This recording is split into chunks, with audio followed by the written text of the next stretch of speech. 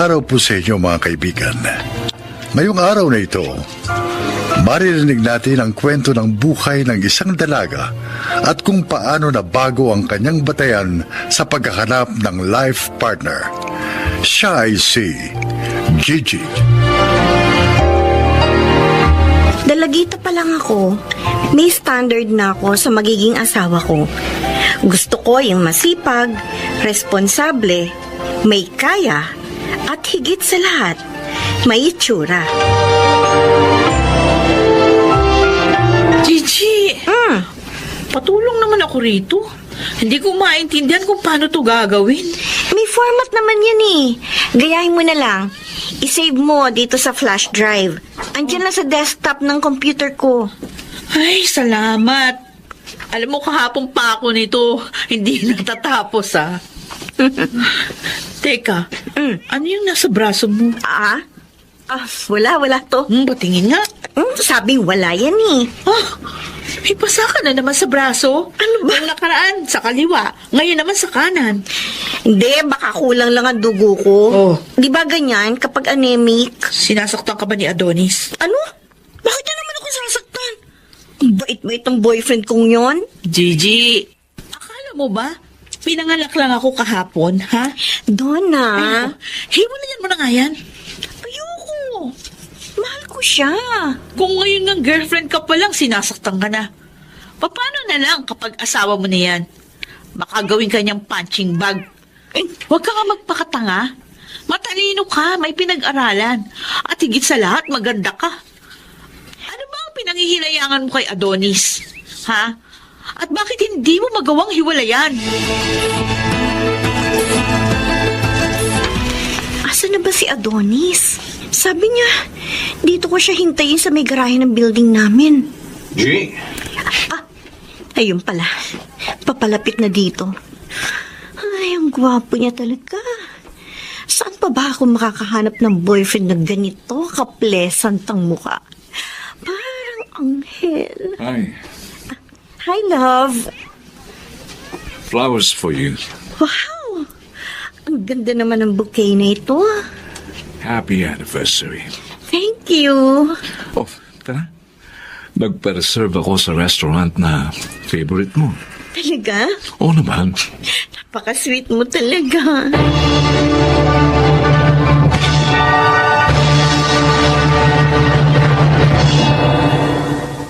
Gigi, Tay, bilhin mo nga ako mamaya ng regalo. regalo po? Oo. Kinuha akong ninong ng anak ng kumpare ko eh. Ganun po ba? Ito ang pambili ha. Oh. Ikaw na ang pumili. At ipabalot mo na rin. Sige ho. Ikaw, Ho? kailan ka ba magpapakasal? Ako? Bata pa ako, Tay. 25 pa lang po ako. Ay, bakit? Tamang-tama na edad mo. Dapat makapag-asawa ka na para mabigyan mo na ako ng apo. Mas mainam na magkaanak ka ng ganyang edad. Para 40 anyos ka pa lang, tapos na sa pag-aaral ang anak mo. Hindi magandang uugod-ugod ka na nagpapaaral ka pa ng anak. Saka na po, Itay. Alabang plano si Adonis na pakasalan ka. 3 taon na kayong magkasintahan Hindi ba? Opo. Hindi pa po namin yan napag-uusapan, Tay. Alam mo anak, ang pinahaba ay ang panahon bilang mag-asawa. Hindi ang panahon bilang magkasintahan. Kinikilala pa po namin ni Adonis ng mabuti ang isa't isa. Kumusta naman? Anong pagkakakilala mo sa kanya? Magiging mabuting asawa ba? Ho? May dapat ngayon pa lang, kung may nakikita ka ng hindi maganda sa kanya, umiwas ka na. Senyales yan na magiging problema mo yan kapag mag-asawa na kayo.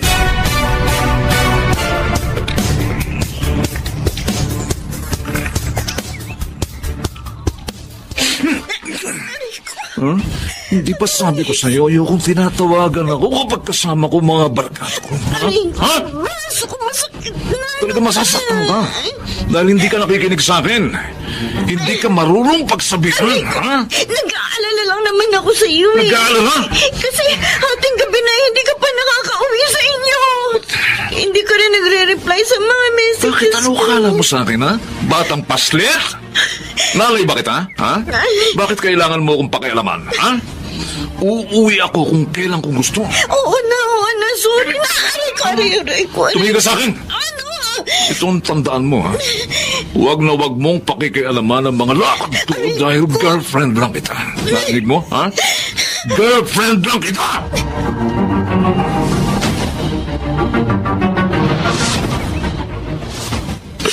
O ngayon, iiyak-iyak ka.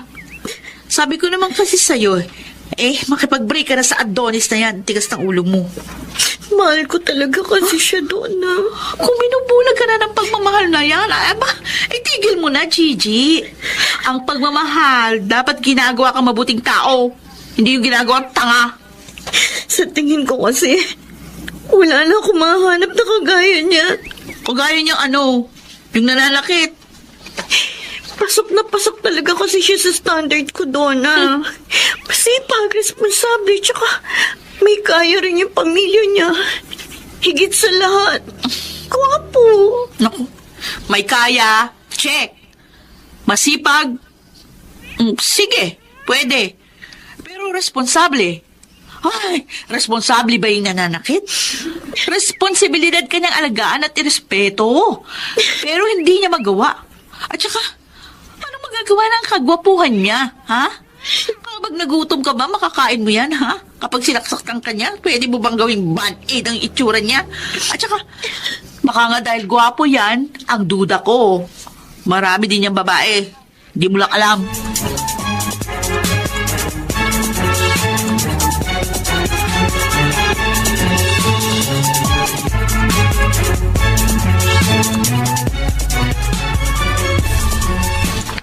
Kanina bang number 2 kanina patawag ng tawag? Kakainis ang aga-aga. Roger, sabayan mo na kami mag-almusal. Opo, tay!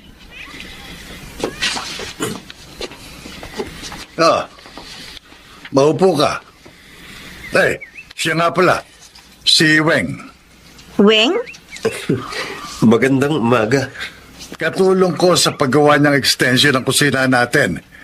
Siya yung anak ni paring Pidong. Galing yan ng Manila. Umuwi dito. Bakasyon daw muna.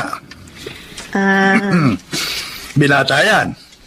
At saka, parang mas boto ko rito kay Weng kaysa doon sa boyfriend mo. Ay!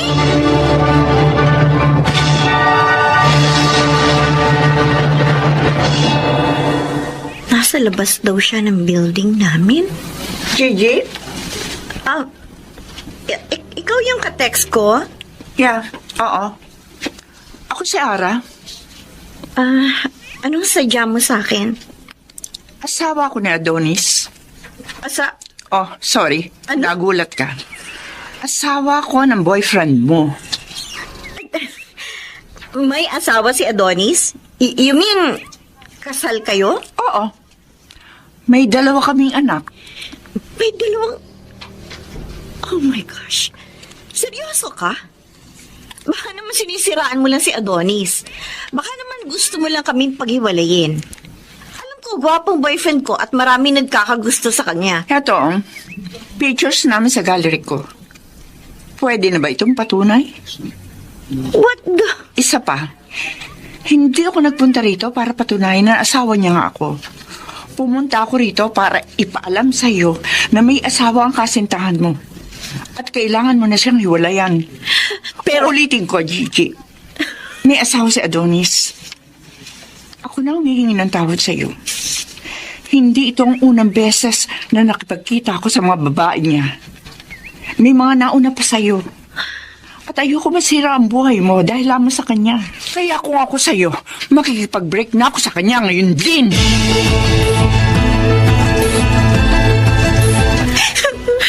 Sabi ko na nga ba Hindi talaga nagkakamali ang kutob ko. Ang sakit-sakit, Donna. 3 taon! 3 taon niya ako niloko! Ang sabihin mo, 3 taon kang nagpakatanga. Ito naman. Oo, kaya ngayon tumigil ka na sa kaiyak mo dyan. Hindi siya deserving ng luha mo. Buti nga yan. At least, nalaman mo na ngayon. Hindi nahahaba pa ang pagtitiis mo sa lalaking yun.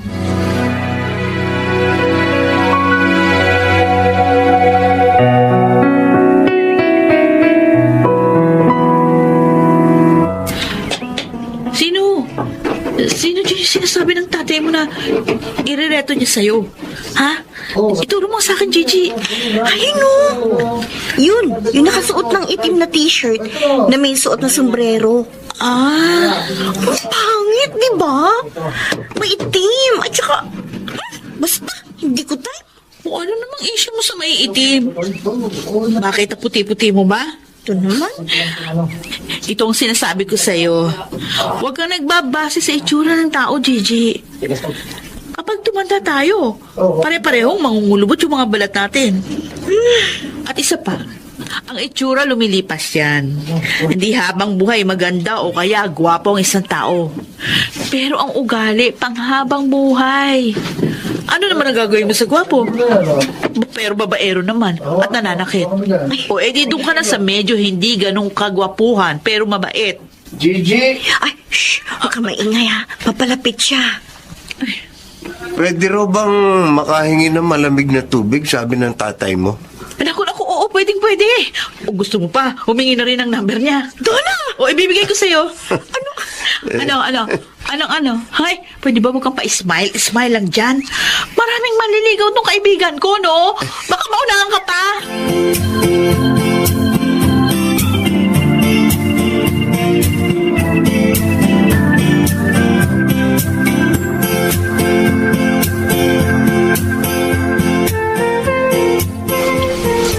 Adonis? Gigi, Anong ginagawa mo dito sa labas ng bahay? Gabi na. Gigi, I'm sorry. Patawarin mo ko, ha? Patawad na. Oo, pinatawad na kita, Adonis. Kung gano'n, pwede bang tayo uli, ha? Ah? Mahal kita. Mahal na mahal kita, Gigi. Teka, bitiwan mo ko. Hindi pa sinabi ko sa'yo. Tapos na tayo. Alam ko, mahal mo pa rin ako. Gigi, please. Nagmamakaawa ko sa'yo. Hindi ko kayang mabuhay nang wala ka. Saan pelikula mo naman kinopy ang linyang yan? Uulitin ko, Adonis. Break na tayo. At isa pa, may boyfriend na ako. Ano? Sino? Ayun! Weng! Gigi? Yan? Sakyan mo na lang yung sasabihin ko, ha? Si Weng.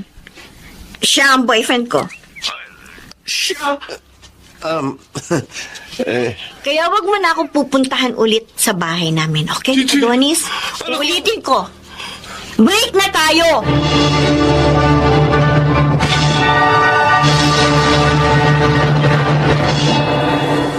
Doon nagsimula ang kwento namin ni Weng. Nang nakilala ko na siya, mas na-appreciate ko siya as a person. Oo, hindi siya ganun kagwapo, pero isa siyang matinong lalaki. At totoo pala, hindi itsura ang mahalaga sa isang tao, kundi ang kanyang puso. Ako si Gigi, at ito ang aking buhay.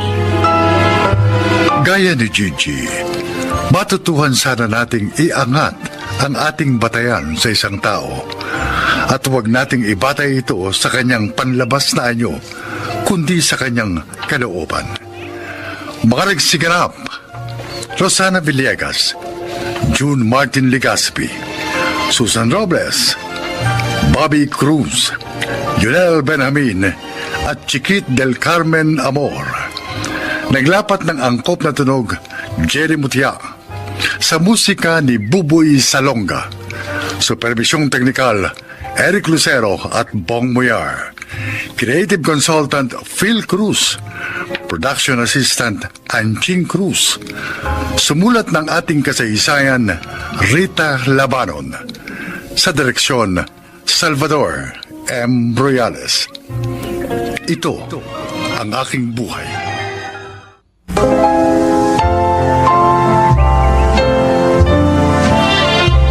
Magandang Magandang araw po mga giliw naming tagapakinig.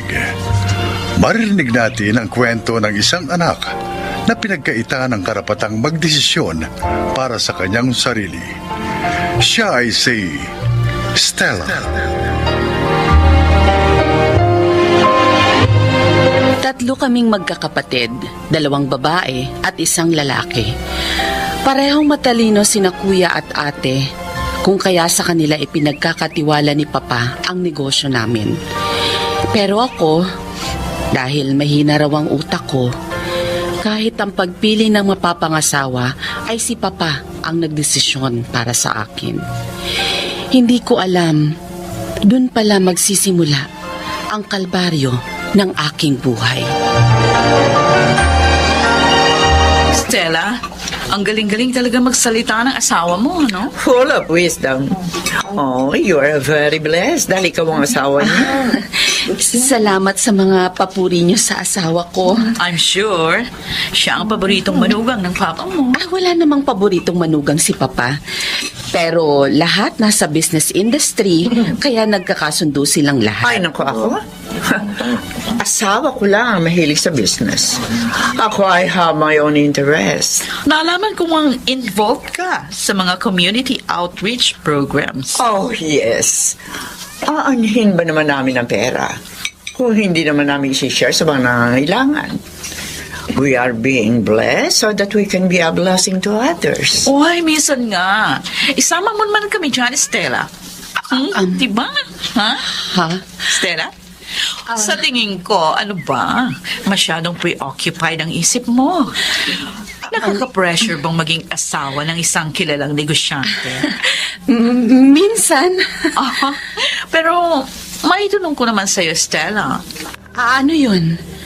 Kumusta naman ang sex life niyo ni Miguel? Ha?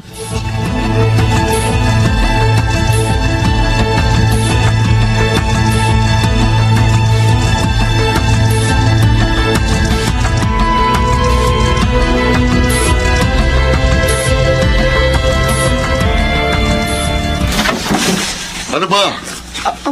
Ang sabi ko, gawin mo ito eh. Miguel naman. Hindi ako gaya ng mga pinapanood mo. Hindi ko kayang gawin yan. Sabi ko, gawin mo. Sige. Hindi ko nga kaya. Ano ka ba? Kung ano na lang pinapagawa mo sa akin tuwing magtatalik tayo. Kung gusto mong gawin yan, maghanap ka ng babaeng makakagawa niyan dahil ayokong gawin yan. Talagang ginagalit mo ako. Halika. Hindi ba sabi ko? Miguel! Kapag gusto ko gawin mo. Sige!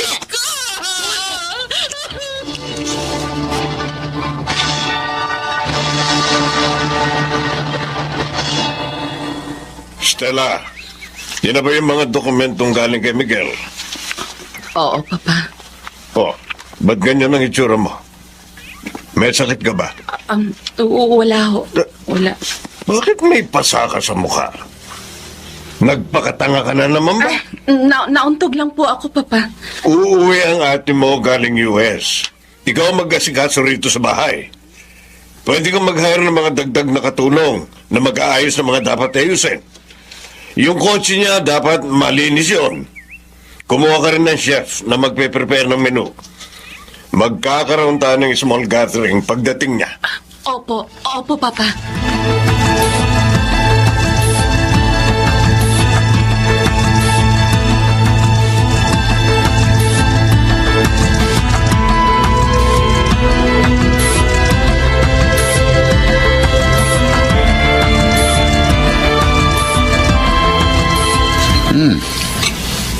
Ang sarap yata ng luto mo ngayon, ha? Gusto mo yatang palaging dito kumakain sa bahay. Sana pala nilagyan ko ng laso ng kinakain. Stella, may photoshoot mamaya para sa magazine. Mag-ayos ka, ha? Gusto ko maganda ka. Yung kaingitan ako ng ibang mga businessman for having me a gorgeous wife. Kasama pa ba ako sa photoshoot? Tama nga, papa mo, no? May kahinaan din talagang utak mo, eh. Sasabihan ba kita na mag-ayos ka kung hindi ka kasama? Sinisiguro ko lang. Isa pa, Ipi-feature sa magazine ang buhay ng pamilya natin. So, make sure na magandang sasabihin mo during the interview. Yung dati lang naman sinasabi mo kapag may nagtatanong sa'yo, that I am a loving husband and father to our children. At kahit busy ako sa negosyo, hindi ako nawawala ng oras sa inyo. Because you are my priority, lalo na ikaw. Ha? Paliwanag ba yun? Stella, Oo.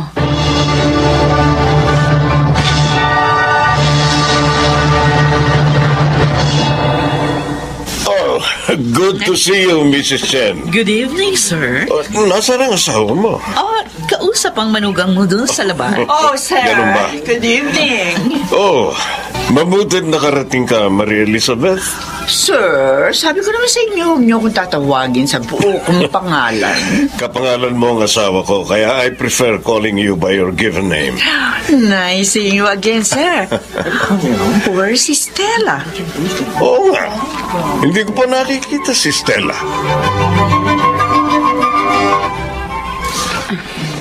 Tatalian ko na lang siguro ng ribbon tong sa may kaliwa kong braso. Kunwari, fashion. Kaysa naman makita nilang malaking pasa. Stella, Oh my gosh! Ay, Oh. kuya! kanina ka pa hinahanap ni Papa Ha? at ni Esmeralda. Ay, oo. Bababa na ako. Teka, ano yan? Ha?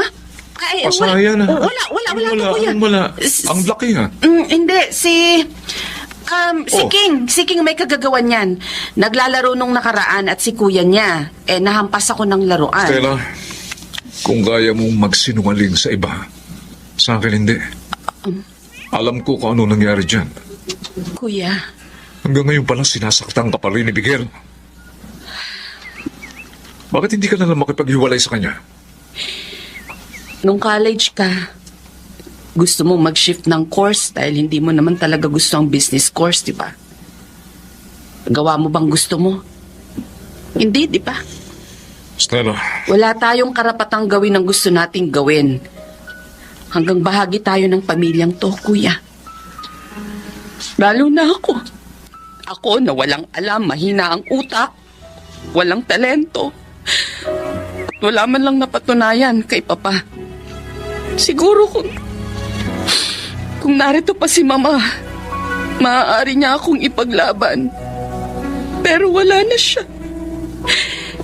Kaya magtitiis na lang ako hanggang kaya ko.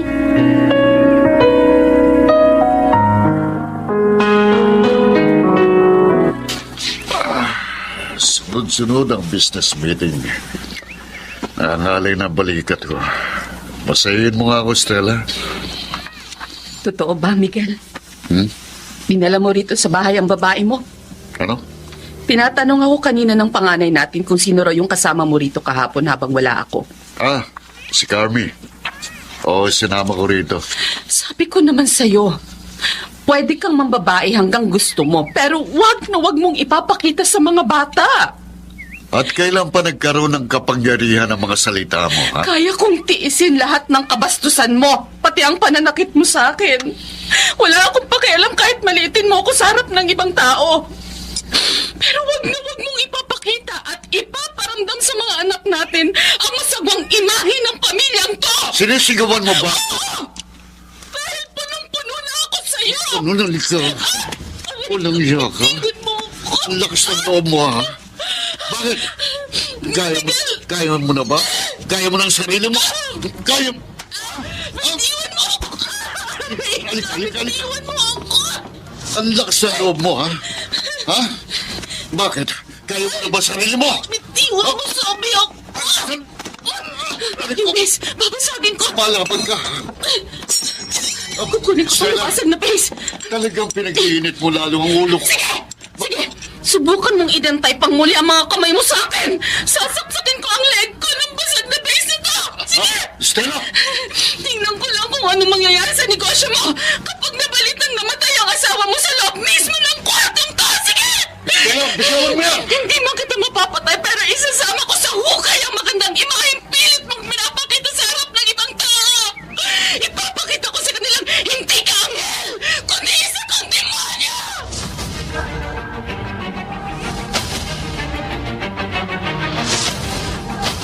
Makikipaghiwalay ka kay Miguel? Alam mo ba kung ano yung sinasabi mo? Ha, Stella? Sa ayaw at sa gusto nyo, magpa-file ako ng annulment. Gaga! Sawang-sawa na ako sa buhay na to, Papa! Aba, Mula nang ipakasal nyo ako kay Miguel, para nyo na rin akong itinapon sa impyerno! tumigil ka!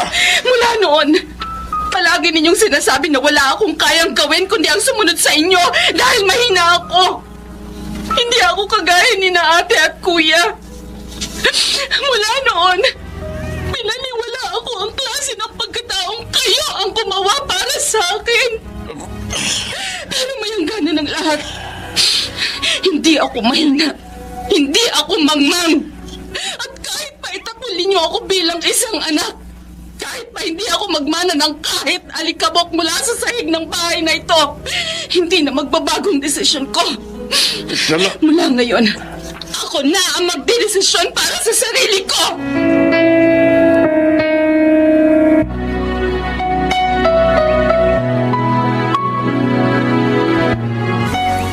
Kumusta kayo rito ng dalawa mong anak? Pinadala ka ba rito ni Papa? Para alamin kung nagawa kong panindigan ng desisyon ko, Kuya? Stella, Pues, sabihin mo sa kanyang hindi ko pa naranasan ng ganitong ginhawa mula nang ipinanganak ako. Ngayon lang. hindi ako pumunta rito dahil inutusan ako ni Papa. Hindi. Pumunta ako rito para alamin ang kalagayan mo. At para sabihin sa iyo na masaya ako sa naging desisyon mo. Masaya ako na nagawa mo ang ganitong desisyon na maging ako o si Esmeralda ay hindi kayang gawin. Sa ating tatlo, hindi ikaw ang mahina.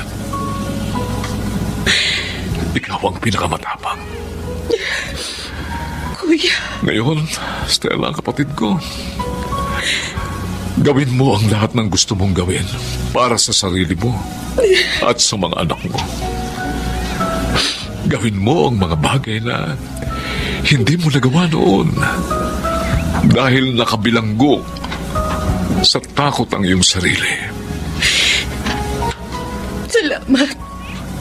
Salamat, Kuya. Oo. Mula ngayon, aayusin ko na ang buhay ko.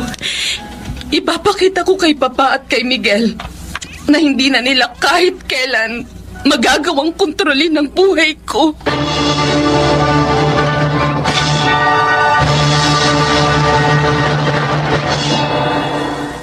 Aaminin ko, mahirap ang naging desisyon kong yon.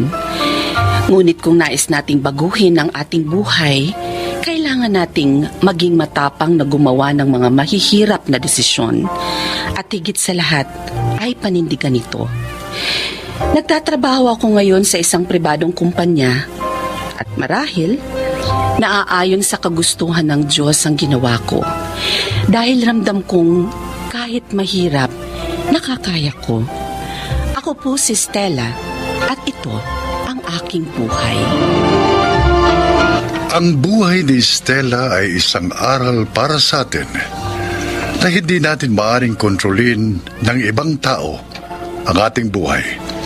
Dahil higit kanino man, tayong nakaalam kung ano ang tama at nararapat para sa atin.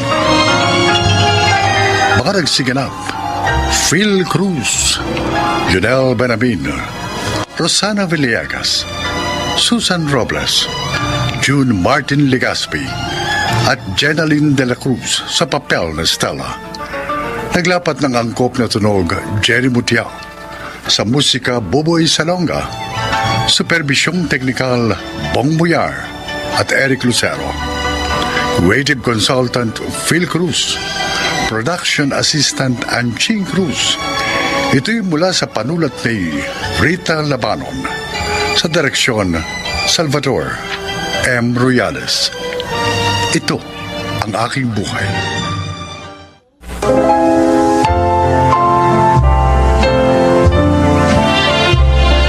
Magandang araw po mga kaibigan, marinig natin ang paglalakad ng isang babaeng ginawa ang lahat upang itama ang pagkakamaling minsan niyang nagawa. Siya ay si Berna. Ako si Berna at isa akong kapit. Normal na lang sa aking marinig ang salitang yan. Dahil mula nang makipagrelasyon ako sa lalaking may asawa, yan ang tawag ng mga tao sa akin. Wala nang rason para i-deny ko pa ito. Lalo na at pinili ko namang maging kapit. Hindi na mababago ang lahat. Kaya sa kabila ng lahat, pinipilit kong maging isang mabuting tao.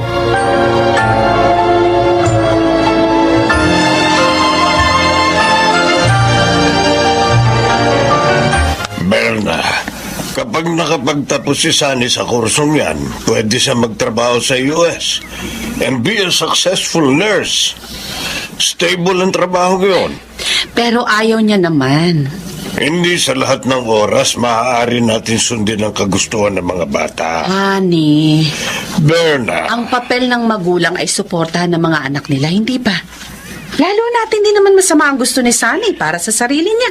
ay, naka. Pumayag ka na kasing mag-shift siya ng course. Sige na. Kapag pinilit niyo siya sa kursong hindi niya gusto, hindi naman siya magiging masaya. Baka kung makompromiso lang lalo ang kinabukasan niya. Isa pa, baka magtanim siya ng sama ng loob sa inyo. O paano kung hindi siya maging successful sa gusto niyang karir? Imposible. Matalinong bata si Sunny at may diskarte sa buhay. Wala ka bang tiwala sa anak mo?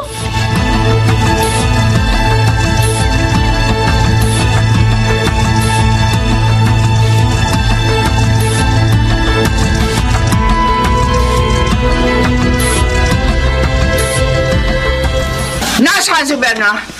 Berna? Bakit? Tribido. Ouch! Aray, kabitingan mo ako! Sino ka para magdesisyon on behalf of my daughter and on behalf of me, ha? Ha? Aray ko! Huwag ka makialam dito, Mang Sinon. Kung ayaw mong mawala ng trabaho. At ikaw na babae ka. Anong akala mo sa'yo, ha? Dahil ba ikaw ang nakatira dito? Kaya akala mo ikaw na reyna ng pamilyang ito? Ang kapal na mukha mo! Baka nakakalimutan mo. Dati ka lang hindi muchacha. Kinalantari mo lang ang asawa ko kaya nagbago ang buhay mo. Pero huwag ka magmamagaling dahil kahit sa ito bata bisa magtulog si David, hindi mo mababago ang katotohanan ng kabit ko. Kabit ka at wala kang karapatan makialam sa buhay ng anak ko. Dahil ako nagbuntis sa kanya, ako nagluwal sa kanya at ako may karapatan magdesisyon para sa kanya, hindi ikaw. Wala akong masamang intensyon sa pagsuporta kay Sunny. Gusto ko lang maging masaya ang anak mo. Shut up! Gusto mong ihagis ko sa itong 4 inches kong sapatos? Eh, di hagis mo! Ay, di hagis! Loko!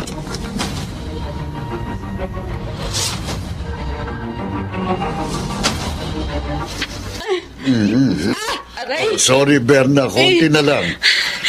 Papahiran ko lang ng alkohol itong kalmot sa braso mo. Kaya ko naman to, Mang Sinon. Anong kaya? Munti ka na nga himatayin kanina nang tumama sa iyo yung takong ng sapatos ni Ma'am Zenaida.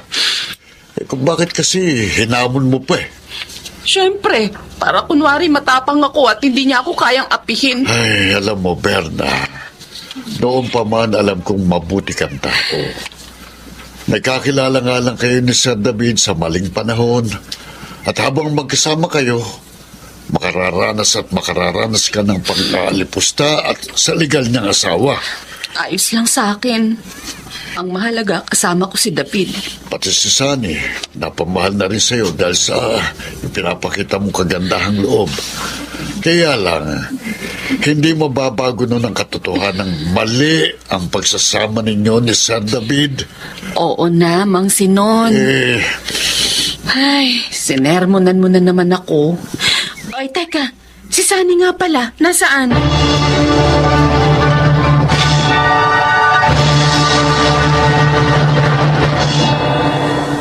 Mami! Mami! Oh, buta na parito ka. Talagang papupuntahin kita rito sa bahay ko eh. Bakit yun naman sinaktan si Tita Berna? Di na kayo naawa sa tao? Hindi naman siya lumalaban sa inyo, At bakit hindi? Masyado siyang pakialamera. Kinumbinsi niya si Daddy na payagan akong mag-shift ng course dahil sinabi ko sa kanyang tulungan niya ako. Decision ko yun. Sinusuportahan lang niya ako. Pinagtatanggol mo na naman ang kabit na yun. Sabi ko naman sa inyo, huwag niyo siyang tawagin sa ganyang paraan. Ginayuma ka ba ni Berna, ha? May pangalan siya, no? Ba't Kung hindi- ipagtanggol mo siya, para bang siya nanay mo? I am your mother. Ako nagpakahirap para ipagbuntis at ipanganak ka. Wala kang utang na loob. I'm sorry. Sorry to say this. Pero mas naramdaman ko kay Tita Berna ang aruga ng isang ina. Ano? Pareho kami ni Daddy. Pareho kami naghahanap ng atensyon at pagmamahal. Sa mga panahong pinipili mo ang trabaho, ang pakikipag-business meeting, ang pakikipag-socialize sa kung kani-kanino, si Tita Berna ang kasama namin. Nasa tabi namin kahit tuwing may sakit kami. Siya ang nakikinig sa akin kapag may mga struggles ako.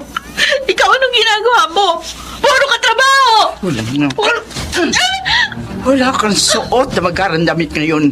Kung hindi ako nagkakandako ba sa katatrabaho? Hindi ka kumakain na masarap at hindi ka nakakapag-aral sa kilalang universidad. Wala akong utang na loob. Sige! Doon ka sa muchachang yon. Bakit? Kaya mo na ba ang sarili mo?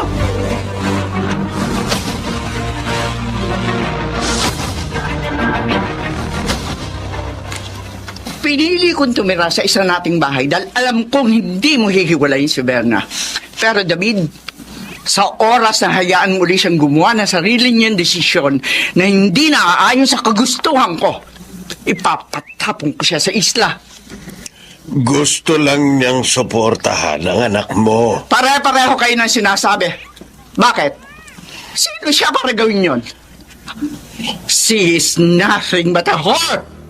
Isang muchachang mang-aahas ng asawa. Pasalamat siya, wala na ako interes pa sa iyo.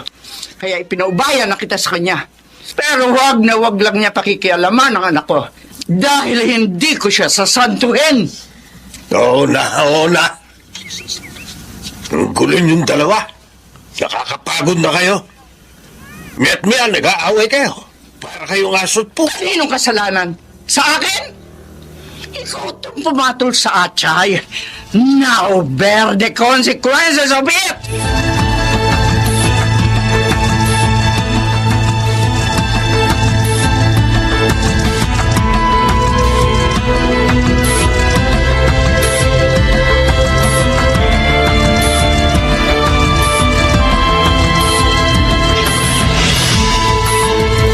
Sumunod ka na lang sa mami mo. Pero Dad, ayoko na talaga sa course na ito. Ikaw na lang kaya magpaaral sa akin. Kaya kitang papag-aralin pero hindi ko kaya ang bunganga at pagiging violente ng mami mo. Dad, Kung nagmamalasakit ka kay Berna at sa katahimikan ng pamilyang ito, sumunod ka na lang. Pasensya ka na, Sunny. Hindi kita kayang ipagtanggol sa mami mo. Para sa kanya, isa akong asawang gumawa ng brutal na kasalanan sa kanya. At ayaw ko na rin dagdagan pa ang atraso ko sa kanya. pero Dad, Ito ang kapalit ng pagtataksil ko sa kanya. At kailangan ko itong pagdusahan. Patawarin mo ko kung pati ikaw nadadamay.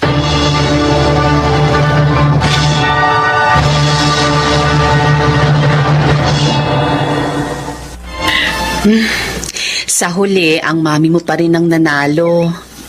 okay lang, Tita Berna. Kesa magulo na naman ang buhay at bahay natin. Pasensya ka na, Sunny. Kasalanan namin to ng daddy mo. Ayoko nang isipin yan, Tita. Masyado na nga komplikado ang sitwasyon ng buhay natin eh. Tama si Daddy. Susundin ko na lang si Mami para walang gulo. Tita, sorry Sa ating tatlo, ikaw lang ang may lakas ng loob na banggain si Mami kahit na nabubugbog ka. Dahil naniniwala akong kailangan nating ipaglaban ang kagustuhan natin. Lalo na kung nasa tama naman tayo. Soon, kapag may pakpak na ako, hindi ko papayagang magdesisyon si Mami para sa akin.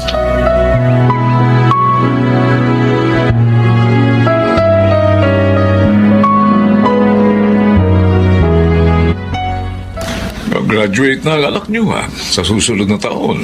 May nurse ka na, ha? Ayaw nga sana ni Sunny, pero wala naman siya magagawa. Yun ang gusto ng mami niya. Si Sinaida pa rin pala ang masusunod. Oo. Mahirap nung makipagdiskusyon pa doon ako. Ay, ganyan ka na kasubmissive kay Sinaida, ha? Suko ka na dahil may nagawa kang mali. At hindi ko na kailanman maitatama yun. Oy, pero mapalad ka naman kay Berna. Mahal ka niya at ang anak mo.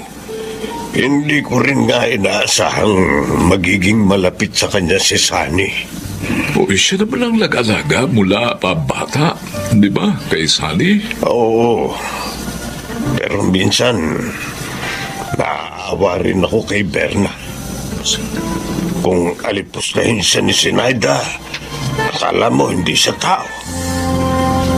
Pero hanggang awa lang ako. Hindi ko naman siya kayang ipagtanggol.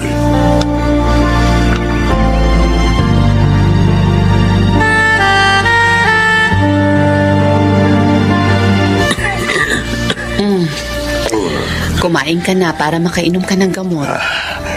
Berna. Salamat. Salamat. Saan?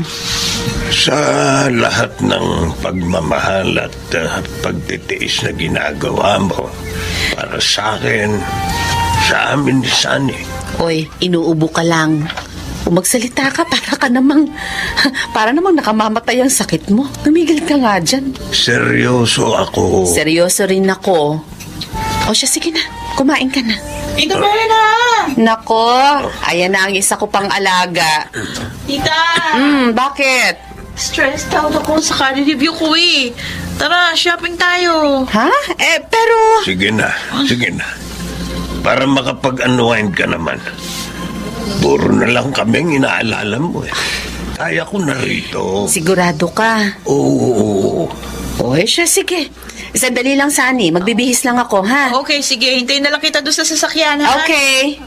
Mag-iingat kayo, Berna. Oo. O siya, maiwan mo na kita, ha? Berna. Tama na. Huwag ka na magsalita ng kung ano-ano na namang kakornihan. Uulitin ko. Ubo lang yung sakit mo.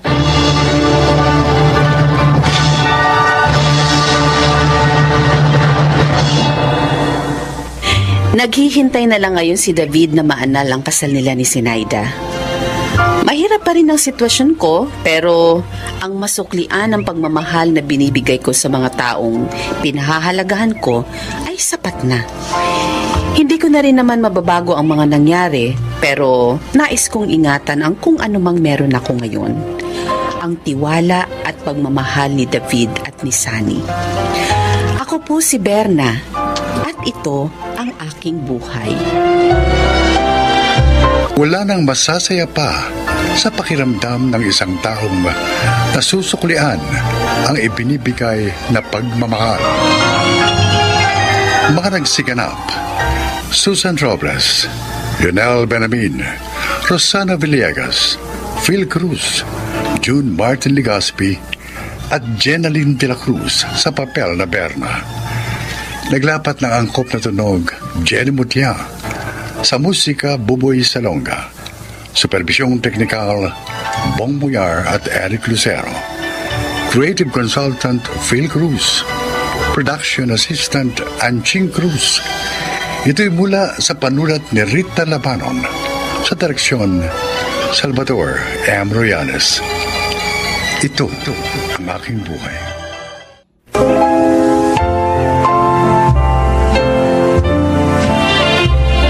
Magandang araw po mga giliw naming tagapakinig.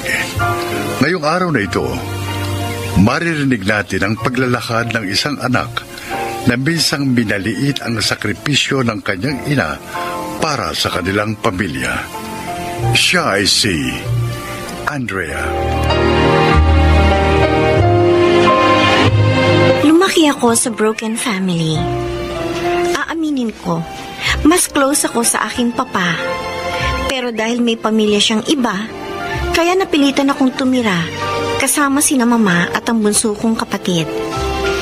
Kung hindi nag-aaway, madalas hindi kami nagkikibuan ni mama. Siya kasi ang sinisisi ko kung bakit iniwan kami ni papa. Anong oras na, Andrea? Uwi pa ba to ng isang matinong estudyante? Ang pag-uwi ko, binabantayan mo. Pero kahapon, tinitext kita dahil kailangan mo umattend sa meeting sa school. Wala ka naman, nasa trabaho ka. Hindi mo maiwan ang trabaho mo. Ang trabaho ko naman ngayon ang babalikan mo. Kinausap ko na kahapon ng tita mo para umattend sa meeting. Pero ayaw mo. Dahil nga nananadya ka. Magulang nga kasi ang kailangan umattend doon, ma. Eh kung nagsabi ka ng maaga na hindi ka pupunta, eh di sana si papa na lang ang sinabihan ko. Ang papa mo? Ha? Bakit? Kailan ka ba binigyan ng oras ang papa mo, ha? Eh, hindi nga siya nagbibigay ng pantuition mo? Si papa na naman ang mali. Siya na naman ang palalabasin mo may pagkukulang. At least, si papa, kahit hindi ako binibigyan ng pera, kapag kailangan ko ng kausap, kahit 10 oras na ng gabi, pinupuntahan ako. Eh, ikaw, puro ka trabaho. Tama na. Tama na. Bakit? Nasasaktan kayo? Totoo naman ah. Puro trabaho, puro pera, lagi na lang pinagyayabang na mapera. Para lang ipakita kay papa na hindi siya kawalan sa pamilyang ito. Eh pues, isaksak mo sa baga mo ang pera mo. Hoy! Andrea! Aray ko. Nagdilim bigla ang paningin ko. Atakihin ako sa puso sa batang ito. Nag-away na naman kayo ng mama mo? Sarap nitong burger pa. Saan mo ito binili? Sensya ka na. Yan lang kaya kong bilhin para sa'yo. Ayos lang to pa. Buti na to, kesa wala. Siya nga pala, birthday ko sa susunod na linggo. Oh, may pa-party ka? Konting salo-salo lang. Baka gusto mong magpunta. Eh, welcome ba naman ako sa inyo? Di ba ayaw ni Tita Sandra na nakikipagkita ka pa sa amin ni Ryan? Ako ang bahala. Sige, pupunta ako pa. Isasama ko si Ryan.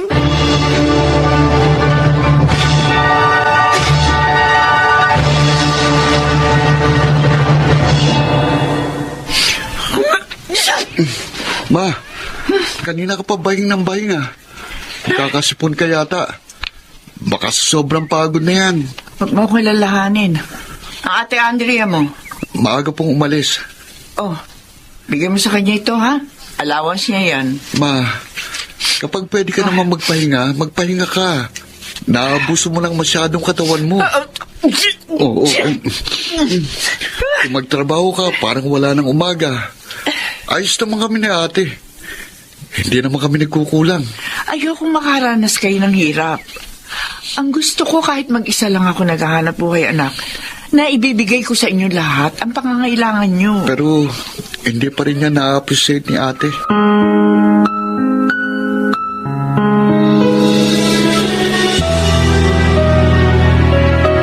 Ate, sigurado ka bang pwede tayo rito? Si Papa ang nag-invite sa atin. Ano ka ba? Alam mo na bang ayaw sa atin ni Tita Sandra, di ba? O hindi naman siyang pinuntahan natin eh, kundi si Papa. Bumili ka pa ng regalo para kay Papa. Oh, ayun siya oh. Pa! Andrea! Pa, Pa? happy birthday. Salamat. Happy birthday pa. Mabuti na karating kayo, ha? Dario, may mga bisita ka ba? Sandra. Tita, 30 years old lang ako. Sabi ko naman sa'yo, ate lang ang itawag mo sa akin. Oh, naibigay niyo na naman yata yung regalo sa inyong papa. So, pwede na kayo umalis. Sandra, baka pwede pakainin mo muna sila. Hindi ka naman nagsabi na pupunta sila. Sakto lang ang pinaluto ko. At saka, Andrea, gusto mo bang kumain ng luto ko? Hindi ka natatakot na lagyan ko ng lason? Ano? Sandra, Ate, sabi ko naman sa'yo, hindi na tayo dapat nagpunta dito. kayong dalawa, sumunod kayo sa akin. Pa, Iatid ko na kayo. Bibigyan ko na lamang kayo ng pera. Kumain na lamang kayo sa labas.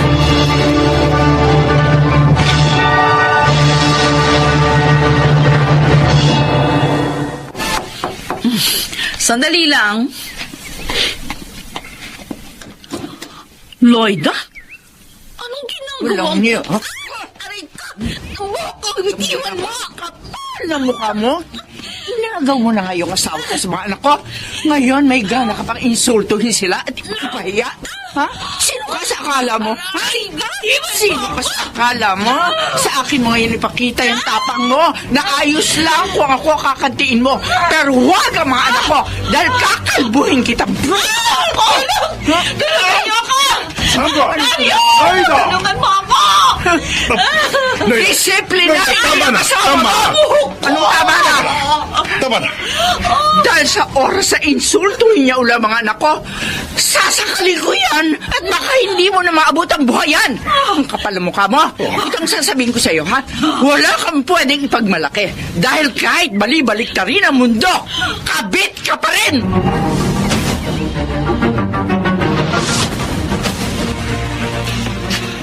Ikaw naman. Bakit naman nagkwento ka pa kay Mama tungkol sa nangyari sa birthday ni Papa? bakit hindi? Kapag si Mama sinasagot-sagot mo, pero hindi ka nakaimik kay Tita Sandra. Nagpigil lang ako kasi may mga tao nakakahiya. Eh si Papa mapapahiya. Ate, bakit ka ba ganyan? Masyado kang protective kay Papa.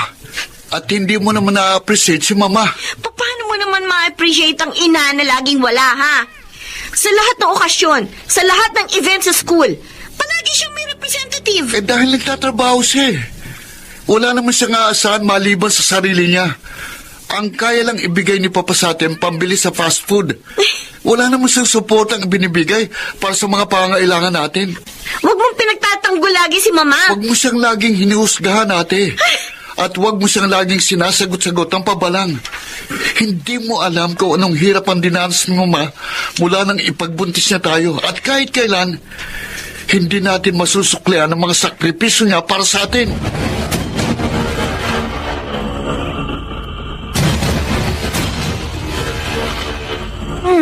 Tagal naman ng sasakyan.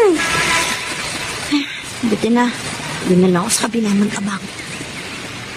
Ay, teka. Parang si Papa yun ah. Pababa na taxi. Tatawagin ko. Papa! Ha? May kasama siya. Teka. Hindi naman yata yun si Tita Sandra ah. Bulin ko ah. Papa! Dito tayo. Oh,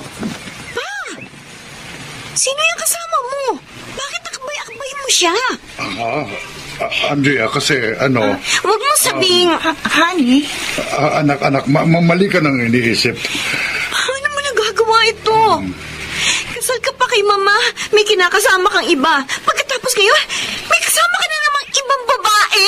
Andrea, Napakasama mo!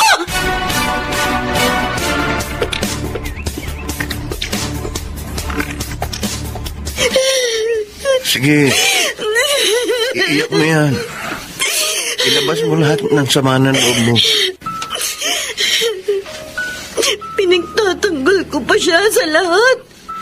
Tapos totoo pala. Totoo pala. Siya ang sumira ng pamilya namin. Sana hindi na lang ako ipinanganak sa pamilyang ito, Kuya Ted. Sana hindi na lang sila ang mga magulang ko. Huwag kang magsasalita ng ganyan. Ang kailangan mong gawin ngayon, tanggapin na talagang hindi na mabubuo ang pamilya niyo. At matuto ka rin i-appreciate ang mama mo. Ang daming ginagawang mabuti para sa inyo si Auntie. Parehas lang kayo ni Ryan na sinasabi eh. Magpinsan kami. Pero Andrea, ibaba mo rin ng konti ang pride mo. Hindi lang ikaw ang nahihirapan sa sitwasyong ito. Tandaan mo yan.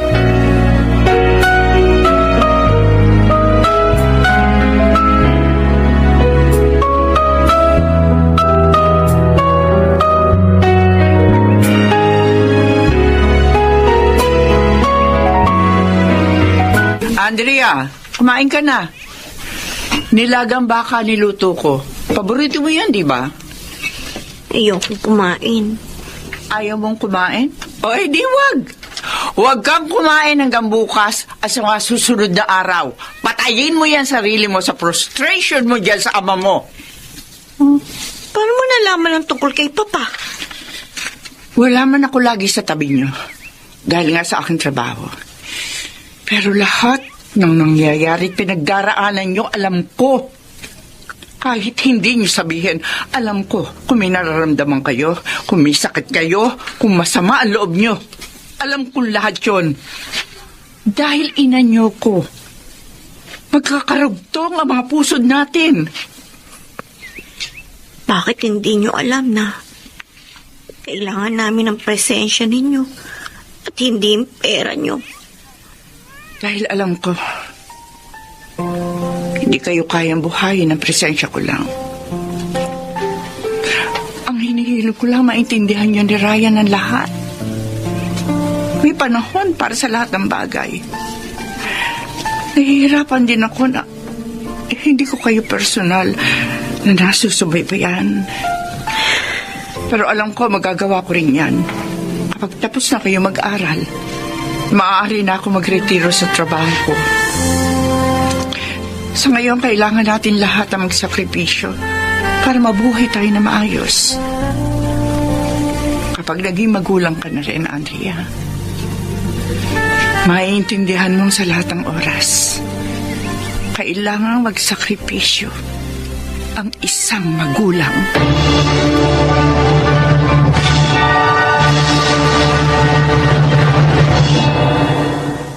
Hindi pa rin naman kami super close ni Mama ngayon. Pero mas nauunawaan ko na siya. Tama naman siya.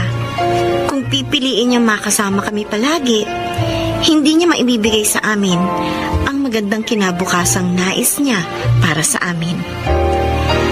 Sa mga anak na ang mga ina ay career woman, sana ay wag tayong maging self-centered. Unawain natin sila. Dahil kahit wala sila palagi sa tabi natin, tiyak, tayo naman ang dahilan ng kanilang pagsisikap. Ako si Andrea, at ito ang aking buhay. Madalas, ang nakikita lang natin ay ang mga pangangailangan natin. Pero ang kwento ni Andrea ay isang patunay na minsan kailangan din nating bigyang pansin ang mga sakripisyo ng ating mga magulang. Mga nagsiganap: Susan Robles, Bobby Cruz, Rosana Villegas, Junel Benjamin, at Chiquit del Carmen Amor sa papel na Andrea. Naglapat ng angkop na tunog Jerry Mutia, sa musika ni Buboy Salonga, supervisyong teknikal Eric Lucero at Bong Muyar, creative consultant Phil Cruz, production assistant Anching Cruz. Ito'y mula sa panulat ni Rita Labaron, sa direksyon Salvador M. Ruiales. Ito ang aking buhay.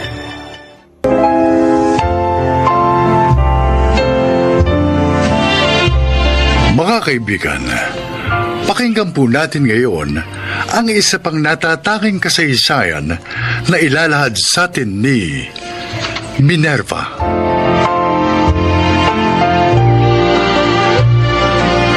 Ang pag Inabando na sa amin ng taong kasama kong sumumpa sa harap ng altar sa hirap at ginhawa ang nagbigay sa akin ng dahilan upang higit pang magsikap at patunayang may mabuting kinabukasan na naghihintay anuman ang mga sakripisyong haharapin ko, alang-alang sa kapakanan ng aking mga anak. Dahil para sa akin, hindi hadlang ang kabiguan para ipagpatuloy ang buhay.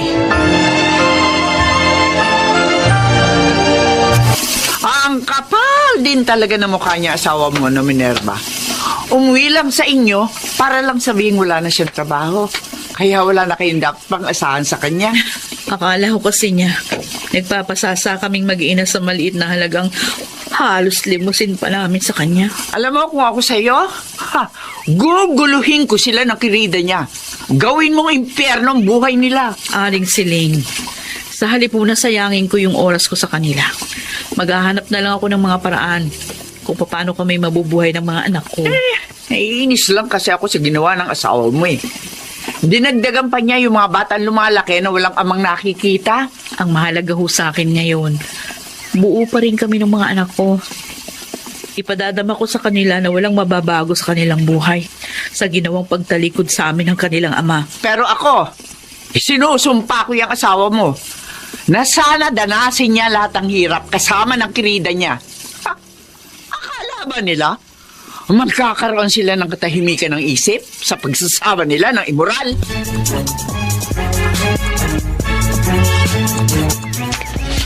Oh, Erika, gabi na. Bakit nandito ka pa rin sa balkonahe? Tsaka, bakit ka umiiyak? Kasi mahihinto na tayo sa pag-aaral, kuya. Teka, bakit naman pumasok sa isip mo yan? Nagpunta kasi dito si Itay kahapon. Sabi niya kay inay, wala na raw siyang may bibigay sa atin kahit 5. Ang mabuti pa, ha? Kaysa mag-isip ka ng kung ano-ano, pumasok ka na sa loob. Tara na, matulog ka na. Ayoko mahinto sa pag-aaral, kuya. Basta ayoko. Ganito na lang. Ano man ang nangyayari sa pagitan ni na inay at itay, huwag mo nang problemahin. Basta ako, ipinangangako ko sa'yo, hindi ka matitigil sa pag-aaral. Kahit hanggang college pa, makakatapos ka. Okay? Bakit kasi iniwan tayo ni Itay?